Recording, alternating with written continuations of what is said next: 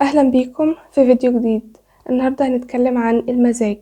اول ما بفتكر شعور المزاج بيبقى في حكمة معينة كده بتخطر في بالي على طول، ان المزاج كثيرا ما ينتصر ويتمرد على قرارات العقل. سبحان الله، فعلا المزاج قادر ينقلنا من 100% نجاح ل 100% فشل والخروج من المود وكل ما له علاقة بمخططات اليوم تتلخبط وتتشقلب ونمشي تبع ما المزاج عاوز وبيقول. قبل ما نبتدي ما تنسوش تعملوا لي لايك لو الفيديو عجبكم، ما تنسوش تعملوا سبسكرايب لو حابين تتابعوا الكونتنت اللي بقدمه، وما تنسوش تسيبوا لي كومنت لطيف. ويلا بينا نبتدي. هتكلم معاكم على 5 تيبس ليها علاقة بالمزاج وازاي نقدر نحسن المزاج ونخرج من المزاج اللي بنسبة كبيرة سيء، واحنا طبعا ورانا تو دو ليست ومهام يومية وشغل وحاجات كتير قوي، ونخرج منه على الأقل ب51% كرييتيف وشغل واجتهاد كده وإنجاز. أول بوينت الهدوء وعدم العصبية. انا عارفه ان احنا كلنا بيبقى ورانا مهام في اليوم وبيبقى ورانا حاجات كتير لازم انجاز ولازم نخلص، علشان طبعا دي حياتنا في الاول وفي الاخر، ولازم نمشي على المهام اللي احنا كاتبينها علشان دي قرارات ليها علاقه بانفسنا. فاهم حاجه ان احنا نهدى وما نتعصبش خالص، لان احنا لو اتعصبنا مع المزاج المتقلب هيبقى كده الوضع مش هنقدر نسيطر عليه، هيبقى كده عبء على النفس. ومع العصبيه لاني طبعا زودتها لما لقيت مزاجي مش رايق، وبالتالي نتج عنه كل ده عبء على النفس. لكن لو هدينا وقدرنا ان احنا نتعامل بشكل كويس هنقدر نخرج من حالة المزاج اللي مش كويس ده، ونقدر ننجز وننتج في اليوم.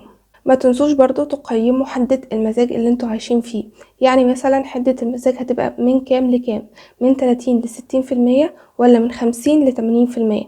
يعني مثلا على سبيل المثال لو كان مزاجنا مش كويس بنسبة 51%، بلاش نزود عليه عصبية بنسبة 49%، خلينا في 51 ونحاول ان احنا نهدي كده نفسنا ونعمل عمليات تأمل كتير، ونحاول نرخي جسمنا علشان نقدر نخرج من حالة المزاج دي وننتج وننجز على الأقل معظم المهام اللي احنا المفروض نعملها في اليوم.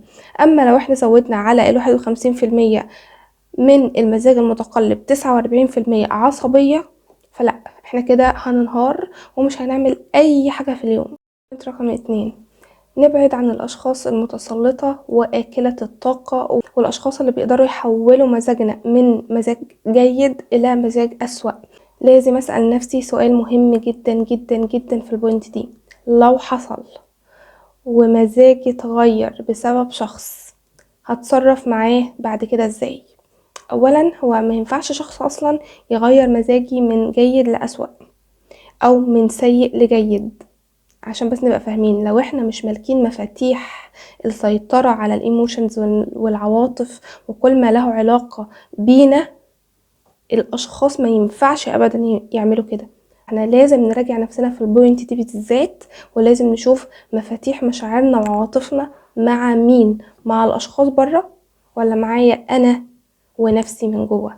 البوينت رقم 3، محاولة فهم وادراك ان ده عمري. لو سبت المزاج هو اللي يسيطر completely 100% 100% كل مرة بسيب نفسي للمزاج، ده عمري انا كده اللي هخسر. وده عمري وانا اللي هخسر برضو لو فضلت مع نفس الاشخاص اللي لا تقدر ولا تحترم مشاعري، وانا ما قدرتش وما احترمتش مشاعري وفضلت قاعدة معاهم. يعني لو حصل وكان في فعلا شخص متسلط واكل الطاقة موجود حواليا وانا لسه موجودة، ايه اللي مخليني قاعده؟ ده شكل من اشكال احترام الذات، ان انا اسيب المكان وامشي، اسيب الشغل وامشي، لان انا هخسر. ده جزء كبير من حياتي اللي انا بضيعه مع شخص متسلط واكل للطاقه. طب انا هعمل ايه؟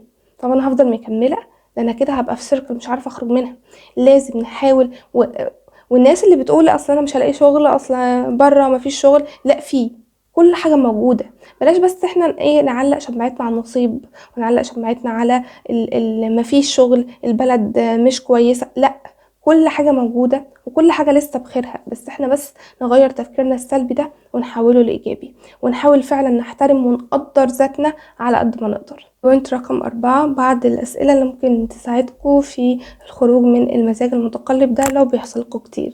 طبعا لو بيحصل لكم كتير فلازم تستشيروا لايف كوتش او حتى تروحوا لثيرابيست عشان يقدر يتعامل معاكم ويديكوا حلول تقدروا تمشوا عليها اثناء ما المزاج المتقلب ده مستمر وبيجي بكثرة. والتقلبات المزاجية بتيجي ممكن مثلا 4 مرات في الاسبوع. طبعا 4 مرات في الاسبوع دي كارثة، يعني لو انا سبت نفسي فعلا للتقلبات المزاجية ومشيت مع التيار دي كارثة.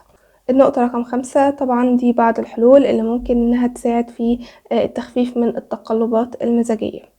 اول بوينت مثلا ممكن نلعب رياضة، ممكن نمارس التأمل، ممكن نلعب رياضة، ممكن نمارس التأمل، ممكن نرسم، نلون، ممكن نكتب كتير زي ما قلت في البوينت رقم 4.